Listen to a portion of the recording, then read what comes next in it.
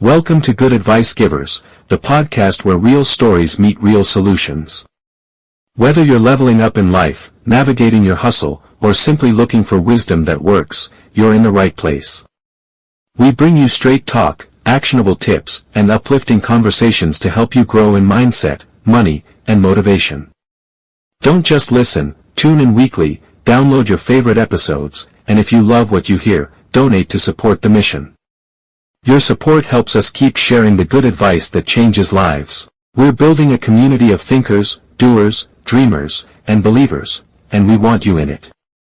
From interviews with entrepreneurs and creatives to personal reflections on real-world challenges, every episode is packed with practical value. Ready to grow with us? Let's get into it. Hey, ever start to think about how much can be crammed into, well, just a single date on the calendar? It's pretty wild when you look closely. Yeah, today we're going to pull back the layers on April 20th. It's a date that sparks very different images, very different feelings for people. That's right. The material you sent over, the many faces of April 20th, it really opened my eyes to just how much historical weight and, cultural weight this one day carries. We're going to explore why it's so globally recognized for cannabis culture, the whole 420 thing. Right. But also why it holds this really somber significance of being Adolf Hitler's birthday. Exactly. And, our goal here is always to give you the crucial info without sort of bogging you down. Get right to it. Yeah. So our mission today is to understand the surprising duality of April 20th, why it's a day of celebration for some, and, well, a day of stark remembrance for others. The material you shared gives us a really broad view, its origins, some twists and turns I definitely didn't expect. Okay, so where do we even start with a date this complex? Maybe the more lighthearted side first, the story behind 420. Sounds like a good place to start. And what's fascinating is how this whole global thing seems to have sprung from something so small, so specific. Right. So back in the early 1970s, you've got this group of high school students in California. They call themselves the Waldos. The Waldos, okay. Yeah, and they used 420 as a kind of code. The idea was they'd meet up at 4:20 p.m. by this Louis Pasteur statue at their school to go search for this rumored abandoned cannabis crop nearby. And did they find it? Incredibly, no, they never actually found it. They searched and came up empty. That's almost... It's funny, right? How this huge phenomenon has such an almost anticlimactic start. Totally. But that regular meeting time, 420 Louis, it just kind of morphed into 420. It became their secret shorthand for talking about cannabis. Okay, so that's the local bit. But here's where it gets really interesting for me. How did this little high school code break out and, go global? Well, it seems the Grateful Dead played a pretty significant role. Ah, okay. Makes sense. Yeah, one of the Waldos apparently had a connection to the band, or their circle anyway. And as the term started circulating within the whole Grateful Dead community, it really stuck. Mm-hmm. It evolved. It wasn't just about when to meet anymore. It became this broader symbol within marijuana culture itself. Right. It became the thing, not just the time. Exactly. Represented the whole culture. And then by the 1990s, this symbol had totally blossomed into this unofficial weed day, right? Celebrated every April 20th. Mm-hmm. The material you shared talks about these incredible gatherings starting to pop up, like thousands of people showing up in places like Golden Gate Park in San Francisco, crowd. The University of Colorado Boulder, even Parliament Hill in Ottawa, Hyde Park in London, people just coming together. It was this mix, wasn't it? Part celebration, part, a very public push for change. A protest, almost. Mm. Definitely. If you connect this to the bigger picture, you can really see it reflecting a shift, right? A real change in how society was starting to view cannabis. Absolutely. Those big, visible gatherings were a powerful demonstration.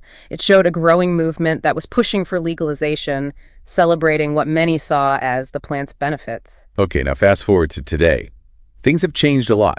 We've seen legalization happen in many places, U.S. states, Canada, Uruguay, Malta.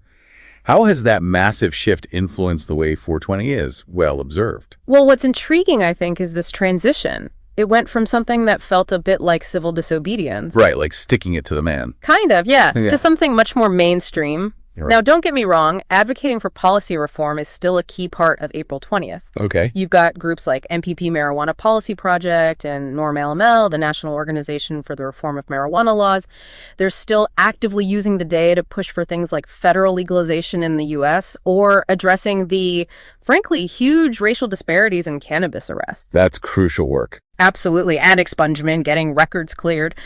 But alongside that activism, we've seen this huge surge in commercial activity. Oh, yeah.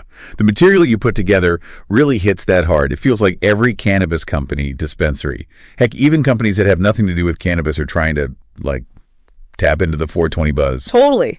Discount deals, limited edition products, sponsored events. Even fast food places making jokes about the munchies, right? Exactly. It's everywhere, which, raises this important question with all this commercial stuff.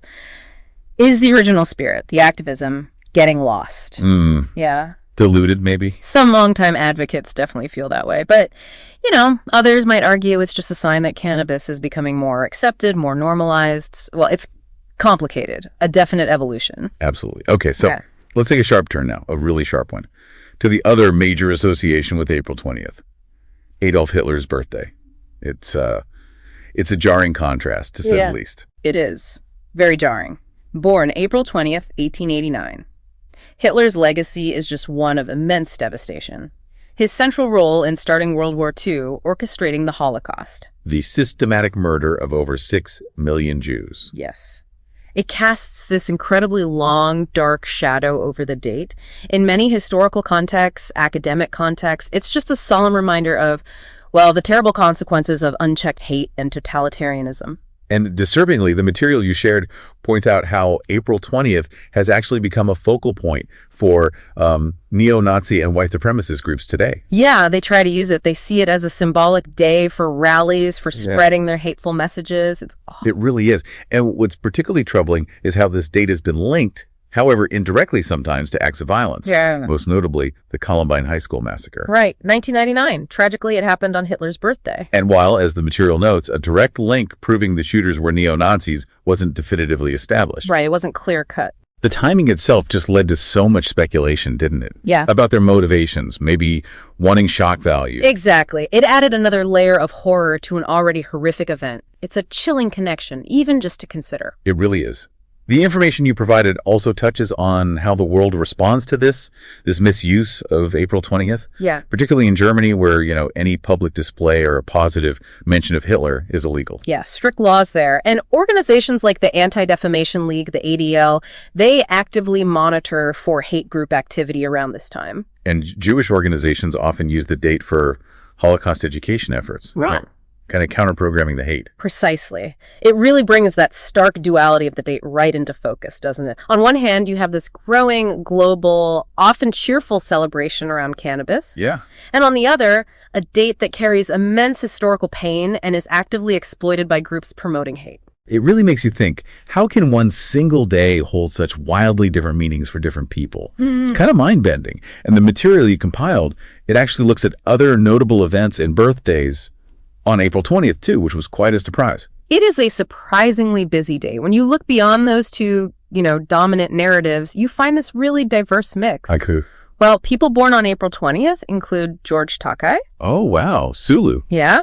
Jessica Lange, Carmen Electra, the amazing musician Tito Puente. Quite the list. And historically, Yeah. the first known performance of Shakespeare's Macbeth in 1611. No kidding. Yep. Freedom of religion being granted to Jewish people in New Amsterdam back in 1657. The Apollo 16 moon landing in 1972. And Columbine, of course, in 1999. Right. It really challenges the idea that this date is only about cannabis or only about Hitler. It's much more layered. Yeah, it throws a real curveball into how we think about why certain dates become so significant, doesn't it? Okay, let's circle back to how 420 itself has evolved more recently. The material you shared really emphasizes how deeply connected it's become with this massive multi-billion-dollar cannabis industry. Oh, absolutely. What started as this sort of underground counterculture thing has now been fully embraced by corporations, by influencers. We're seeing slick marketing campaigns, big sponsored events, even, as we said, non-cannabis brands trying to get a piece of that cultural cachet. Trying to seem cool, basically. Pretty much become a major marketing moment on the calendar. But the information you provided also makes it really clear that the activism hasn't just vanished under all that commercial gloss. Not at all. April 20th is still a really important moment for pushing for changes in cannabis laws, right? Exactly. Advocates are definitely still using the day. They highlight the ongoing need for decriminalization, for federal legalization in the U.S. We talked about expunging records, making sure the legal industry is equitable, which is a huge issue, and expanding access to medical marijuana. The high visibility of 420 just gives them this powerful platform for these really crucial conversations. And it's not just about legal stuff anymore, is it? The material mentioned how 420 is also being used to spotlight the growing body of research around medical cannabis. That's a really significant aspect, yeah. There's so much more interest now in understanding how its different components, cannabinoids, terpenes, all that, Right. how they might help with things like pain management, certain mental health conditions, neurological disorders, even just understanding our own internal system, the endocannabinoid system that interacts with these compounds. Fascinating. So April 20th becomes an opportunity to share these scientific advancements, cut through some of the old stigma with actual data. We'll be back after a quick break. Hey there. Welcome to Good Advice Giver. First, we want to start by saying a massive thank you for tuning in today. Whether you're a long-time listener or you're joining us for the first time, we're truly grateful to have you here. We know you've got a lot of options when it comes to podcasts, so the fact that you're spending your time with us means the world. So thank you. That's right. We're excited to have you with us because here on Good Advice Giver, we cover just about everything. Whether you're interested in sports, relationships, sex, money, finances, business, digital marketing, music, education, movies, comedy, or something else entirely, we've got it all. No topic is off limits here, and we dive deep into real, meaningful conversations that matter. We've also got a mix of male and female hosts, so you're always getting a well-rounded perspective on every topic we cover. From business strategies to personal development, from car shopping to digital products like affiliate marketing, we bring a little bit of everything to the table. Our goal is to offer advice, insights, and some laughs along the way to make sure you feel welcome and engaged, no matter what brought you here. And it doesn't stop there. We're not just about giving great advice, we're about action. On this podcast, we even sell products and services we believe in, from affiliate marketing opportunities to cars and more. So whether you're looking to boost your business or find practical ways to improve your everyday life, you're in the right place. As always, we want you to stay connected with us. Be sure to download this episode so you can listen anytime, anywhere, whether you're commuting, working out, or just relaxing. And while you're at it, follow us on social media. We're on Instagram, Facebook, Twitter, you name it. That's the best way to stay in the loop for upcoming episodes, behind-the-scenes content, and even giveaways. And don't forget to subscribe to our YouTube channel. We're posting extra content there, including video podcasts and deep dive discussions you won't want to miss. Be sure to like, comment, and subscribe, and let us know what topics you want to hear more about. Lastly, check out the link below in the description for exclusive offers, resources, and more ways to connect with us. We're here for you, and we can't wait to bring you more valuable content. Thanks again for tuning in to Good Advice Giver. Let's get started.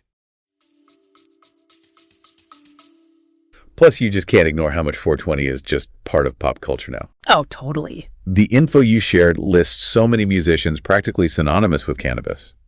Snoop Dogg, Wiz Khalifa. Cypress Hill, Bob Marley, obviously Rihanna, A.P. Rocky, Kid Cudi, Drake. Right. The list goes on. Right. And it's a recurring theme or joke or plot point in TV shows, movies. And don't even get me started on the internet memes. It's become so deeply woven into the cultural fabric.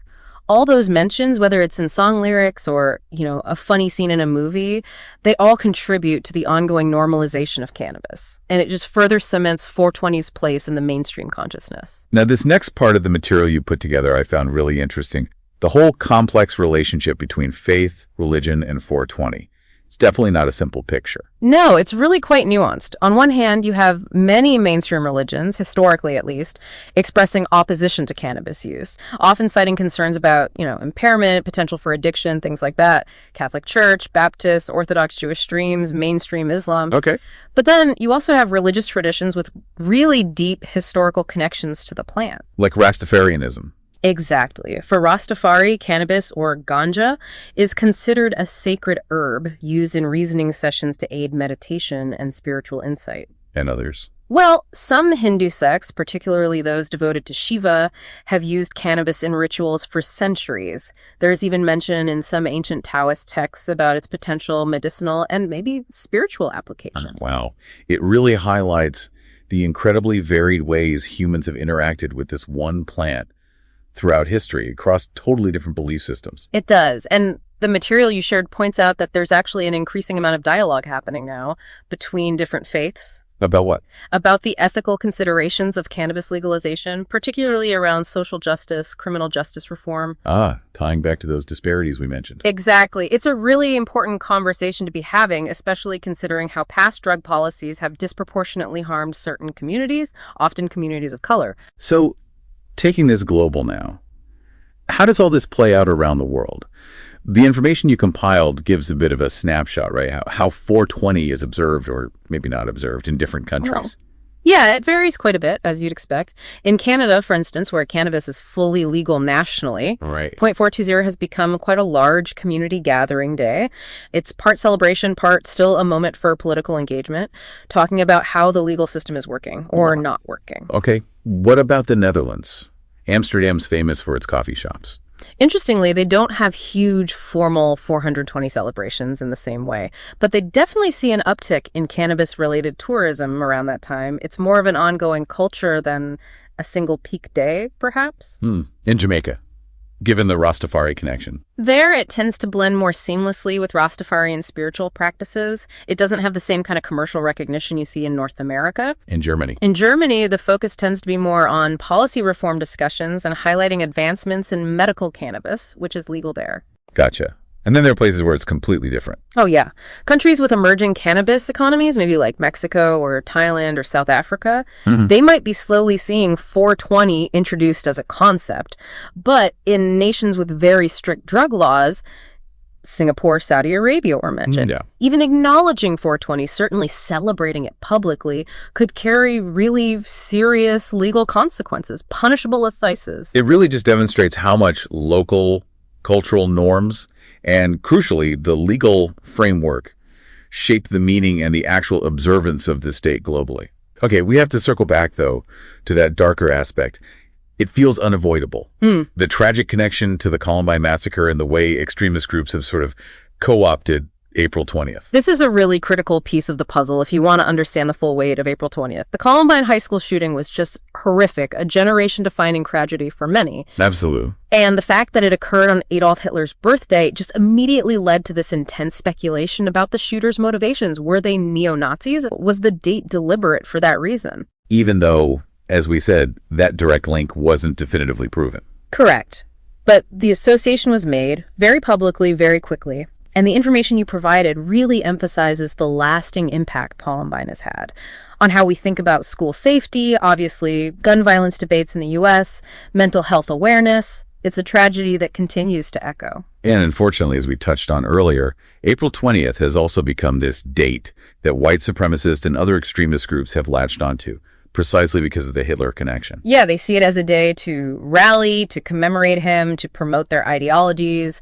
Law enforcement agencies, groups like the Southern Poverty Law Center, they actively monitor for increased chatter and potential activity around this time. So there's a very real concern about hate crimes, symbolic acts of violence. Sadly, yes. It's a sobering reminder that these hateful ideologies are still present and vigilance is needed. And this all ties into how the media covers April 20th, doesn't it? Which is another point you raised in the material. The framing really matters. It matters hugely. Media framing really shapes public perception. So depending on the news outlet, the specific story focus, you might see April 20th presented primarily as a day of, lighthearted cannabis celebration. Yes, stoner holiday headline. Right. Or it could be framed as a solemn day to remember the atrocities of the Nazi regime. or a time to reflect on the tragedy of Columbine and discuss school safety, or even as a date where there's a heightened risk of terrorism or extremist activity. So many different angles. Exactly. And this varied coverage contributes to the complex, sometimes really conflicting public identity of April 20th. It makes you think about the psychology behind it all. Why do certain dates get so loaded with meaning? You introduced this concept in the material, temporal symbolism. Can you unpack that a bit? Sure. It's basically the idea from psychology and sociology that specific points in time dates on a calendar can become deeply connected to strong emotions, significant memories, shared cultural meanings, even specific behaviors. Dates acquire symbolic weight.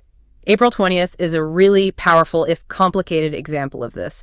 It evokes such different, sometimes incredibly intense responses based on both collective history, like World War II or Columbine, and personal histories or affiliations, like being part of cannabis culture.